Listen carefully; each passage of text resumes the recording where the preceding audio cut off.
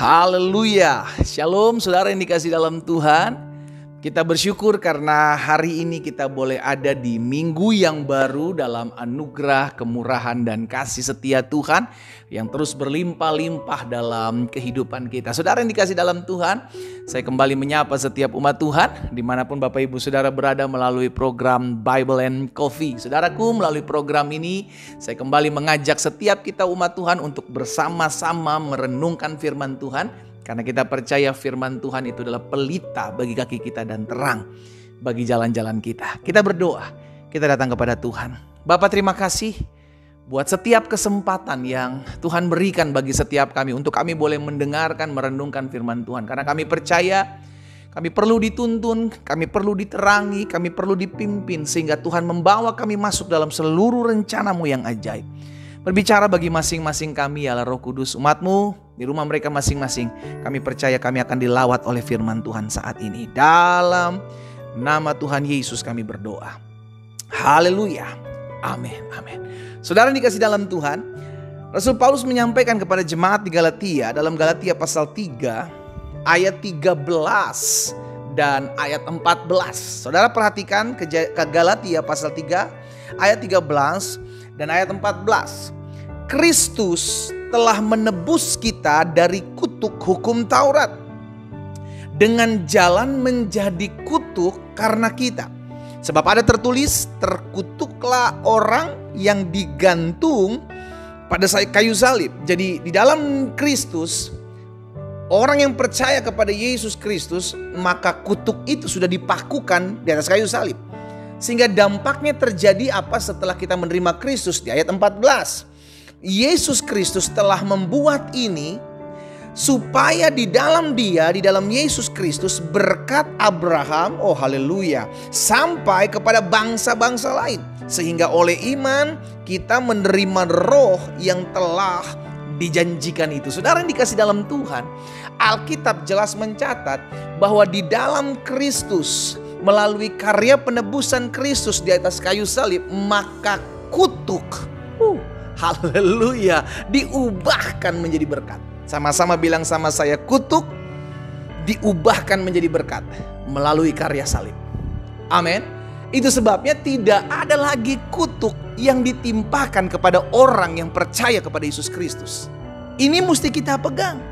Hal ini mesti kita pegang dan hal ini mesti kuat sebagai landasan iman percaya Kristen. Bahwa orang yang telah menerima Yesus Kristus sebagai Tuhan dan Juru Selamat, maka saat itu juga segala kutuk-kutuk yang ditimpakan dalam hidup saudara dan saya, yang seharusnya kita mengalami kutuk dosa, kutuk keturunan, itu dipakukan di atas kayu salib, diubahkan menjadi berkat. Sehingga tergenapi firman Tuhan, supaya di dalam Yesus Kristus berkat Abraham sampai kepada bangsa-bangsa lain. Jadi jangan lagi berpikir, aduh masih ada kutuk apa yang menimpa hidup saya. Selama saudara udah menerima Yesus Kristus sebagai Tuhan dan Juru Selamat, maka tidak ada lagi kutuk dalam hidupmu. Bukan kutuk yang menimpa hidupmu. Kalau engkau masih susah, itu mungkin karena kemalasanmu. Bukan lagi kutuk. Selama engkau sudah percaya, jangan sampai lagi kita ditipu. Oh jangan-jangan masih ada kutuk dalam hidup saya. Padahal engkau sudah menerima Kristus sebagai Tuhan dan Juru Selamat. Bukan lagi kutuk saudara yang dikasih dalam Tuhan, tetapi ada hukum yang disebut dengan hukum tabur tuai. Apa yang kau tabur itu yang kau tuai. Engkau menabur apa? Engkau menabur kemalasan, kau akan menuai kemiskinan. Tetapi kalau engkau rajin, engkau tahu, engkau mengandalkan Tuhan, maka engkau akan lihat pertolongan Tuhan, kau akan lihat pembelaan Tuhan. Jadi bukan lagi kutuk yang ada dalam hidup orang percaya kepada Kristus Yesus. Karena jelas Alkitab mencatat, kutuk itu sudah dipakukan di atas kayu salib. Dan Kristus dalam kehidupan kita menjadi berkat. Dan saudara dan saya diberkati dengan berkat Abraham. Itu yang kita terima. Ya, tetapi kalau ada kesusahan dalam hidupmu, itu mungkin proses, tapi cek, jangan-jangan bukan proses, tapi itu juga kemalasan dalam kehidupanmu, yang akhirnya engkau tabur kemalasan, engkau akan menuai kesusahan, engkau akan menuai kemiskinan. Bukan lagi kutuk. Jadi hari ini saudara dikasih dalam Tuhan, kita mesti pastikan terlebih dahulu bahwa hidup orang percaya kepada Yesus Kristus jelas di kutuknya sudah dipakukan di atas kayu salib. Karena jelas Alkitab sudah katakan, orang yang dipakukan di atas kayu salib, terkutuklah orang yang digantung pada kayu salib. Jadi kutuk itu ditimpakan. kepada Yesus Kristus di atas kayu salib. Kita yang menerimanya sebagai Kristus, sebagai Tuhan dan Juru Selamat dalam kehidupan kita, maka setiap kutuk yang tadinya ditimpakan kepada kita, itu diambil alih oleh Kristus, digantikannya oleh Kristus, sehingga kita diselamatkan oleh anugerah, oleh kasih karunia. Yesus lakukan hal ini, saudara yang dikasih dalam Tuhan, karena kasihnya kepada saudara dan saya. Itu sebabnya Alkitab katakan, karena begitu besar kasih Allah akan dunia ini, sehingga ia mengaruniakan anak yang tunggal, supaya setiap orang yang percaya kepadanya tidak binasa, melainkan beroleh hidup yang kekal. Jadi berdasarkan kasih Kristus dalam hidup saudara dan saya, Dia ambil kutuk itu, dipakukan di atas kayu salib. Berdasarkan kasih. Sama kasusnya ketika bangsa Israel, saudara dikasih dalam Tuhan, akan dilemparkan kutuk.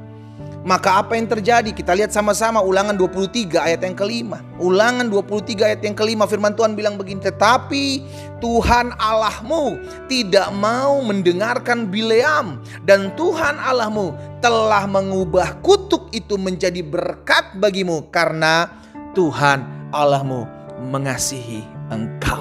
Haleluya. Saudara dikasih dalam Tuhan, kita bersyukur. Karena kemurahan Tuhan, kita menerima berkat Tuhan. Karena itu stop bermain-main dengan kuasa-kuasa kegelapan. Engkau sudah dibebaskan dari kutuk.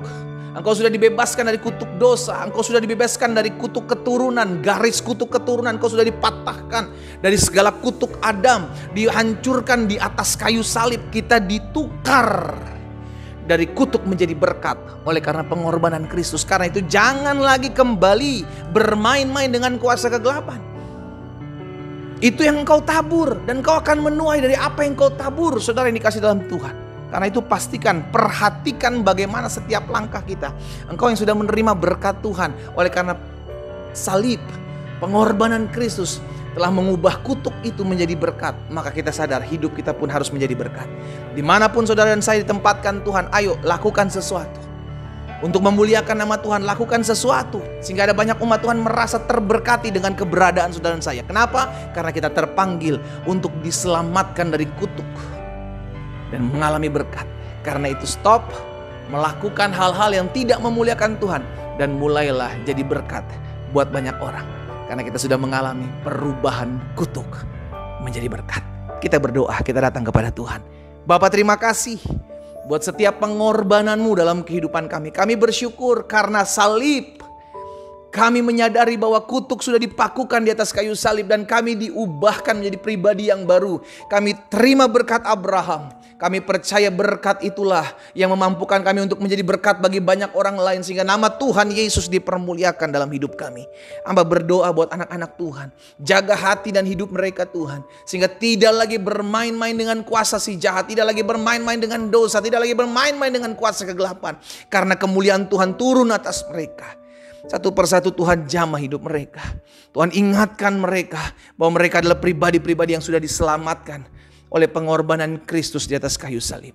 Hamba berdoa juga buat yang sakit, karena hamba percaya bilur-Mu yang menyembuhkan setiap kami. Dan kami berdoa dalam nama Yesus. Kami yang sakit sudah dijamah dan disembuhkan Tuhan. Kami terima dengan iman, terjadi dalam nama Yesus. Terima kasih Bapa.